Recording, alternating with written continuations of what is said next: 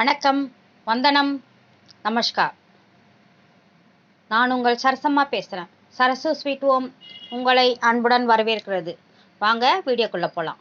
இன்றைக்கி நம்ம என்ன பார்க்க போகிறோன்னா, மெதுமெதுப்பான சப்பாத்தி, அப்புறமா நான் எப்படி ஈஸியாக செய்யறது, ஈஸ்ட் இல்லாமல் நான் எப்படி செய்வதுன்னு சொல்லிட்டு நம்ம பார்க்கலாம். அதுக்கு தேவையான பொருட்கள் பாருங்கள்.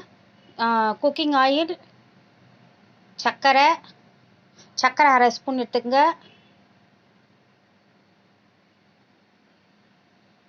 பாருங்க, நான் வந்து 1/2 கிலோ மாவு எடுத்திருக்கேன். கோதுமை மாவு எடுத்திருக்கேன். மைதா மாவும் எடுத்துக்கலாம், கோதுமை மாவும் எடுத்துக்கலாம். சர்க்கரை 1/2 டீஸ்பூன் அது போட்டுக்குங்க.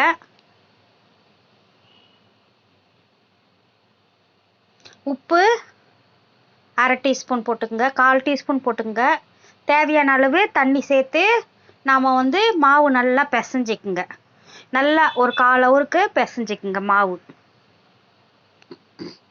இங்கே பாருங்கள், நம்ம நான் வந்து ரொம்ப வந்து உப்பலாக வரணும் இல்லைங்களா, அதனால் வந்து நல்லா மாவு வந்து ஒரு 10 நிமிஷம் 15 நிமிஷம் கண்டிப்பாக நம்ம வந்து கையில் நல்லா பிசைஞ்சாதான் சப்பாத்தியாக இருந்தாலும் நானுக்காக இருந்தாலும் ஈஸ்ட் இல்லாமல் இப்போ இதிலே ஒரே ஒரு சப்பாத்தி செய்யறதுக்காக நானும் செய்து காமிக்கிறேன்.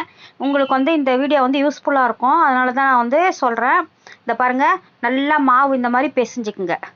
2 ஸ்பூன் குக்கிங் ஆயில் மேலே விட்டு மாவு கையில் ஒட்டாத மாதிரி நல்லா பிசைஞ்சிக்குங்க. சரிங்களா? அது பாருங்கள், நான் 2 ஸ்பூன் குக்கிங் ஆயில் எடுத்துருக்கேன். எனி ஆயில், எந்த ஆயிலாக இருந்தாலும் எடுத்துக்கோங்க.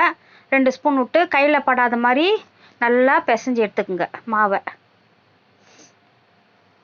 ஆனால் வந்து நான் செய்யறதுக்கு வந்து நம்ம வந்து குக்கிங் இதில் வந்து எண்ணெயே ஊற்ற தேவையில்லை. நம்ம தவா வைக்கும்போது நம்ம வந்து எண்ணெயே பேன் வைக்கும்போது எண்ணெயே ஊற்ற தேவையில்லை. நல்லா சூப்பராக உங்களுக்கு வரும். இந்த மாதிரி இது பண்ணிவிட்டு ஒரு 20 நிமிஷம் ஊற வைங்க. 20 நிமிஷம் பாருங்கள், நான் சொல்கிறேன் 15 நிமிஷம் நல்லா பிசைங்க. அப்போ தான் அது பூரி மாதிரி உப்பலாக வரும். ஓகேங்களா? அது வரலன்னு ரொம்ப பேர் சொல்லுவீங்க வீட்டில் செய்யும்போது, ஆனால் கண்டிப்பாக வரும். இப்போ நான் செய்து காட்டுறேன் பாருங்கள். அதே மாதிரி சப்பாத்திக்கும் நீங்கள் பிசைஞ்சிங்கன்னா உப்பலாகவே வரும். நல்லா பூரி மாதிரி சப்பாத்தியும் வரும். அதை தான் நான் வந்து இதில் டிஃப்ரெண்ட்டாக இருக்கும்னு சொல்லிட்டு தான் உங்களுக்கு நான் இந்த 2 வீடியோவுமே ஒன்றுத்திலே போட்டு செய்து காமிக்கிறேன். உங்களுக்கு பார்த்துக்குங்க. பாருங்கள், நல்லா மாவு பிசைஞ்சு ஒரு 20 நிமிஷம் நீங்கள் வந்து கண்டிப்பாக ஊற வைங்க. பாருங்கள், இப்போ சப்பாத்தி எப்படி இருக்குது பாருங்கள். இது வந்து சப்பாத்தி சொல்கிறேன் நான், எப்படி இருக்குது பாருங்கள். நல்லா உப்பின்னு சப்பாத்தி, மிருதுவான சப்பாத்தி சூப்பராக உங்களுக்கு இருக்கும்.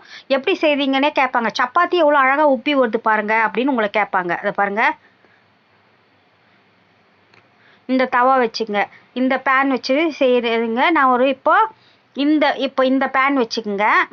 இதில் சின்னதாக குட்டியாக நான் செய்துக்குங்க. இது வந்து நானுக்கான இந்த மாதிரி கொஞ்சம் கனமாக போட்டுக்குங்க நானுக்கு. பாருங்கள், இந்த மாதிரி எண்ணெயே ஊற்றாதீங்க. இந்த மாதிரி வச்சுட்டு 2 பக்கமும் திருப்பி போடுங்க.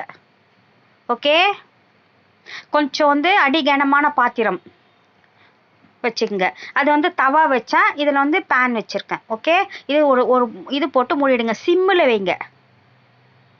நான் உங்களுக்கு தெரியறதுக்காக போட்டிருக்கேன். பாருங்கள், நல்லா பாருங்கள், வெந்து நல்லா உப்பலாக வருது பாருங்கள்.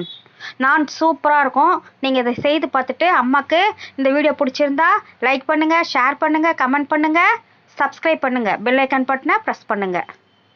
பாருங்கள், நான் எவ்வளோ சூப்பராக வருது பாருங்கள். நல்லா குருமா வச்சு சப்பாத்திக்கு நல்லா. வீடியோ பிடிச்சிருந்தா லைக் பண்ணுங்கள், ஷேர் பண்ணுங்கள், கமெண்ட் பண்ணுங்கள், சப்ஸ்கிரைப் பண்ணுங்கள், பெல் ஐக்கான் பட்டனை ப்ரெஸ் பண்ணுங்கள். நன்றி, வணக்கம்.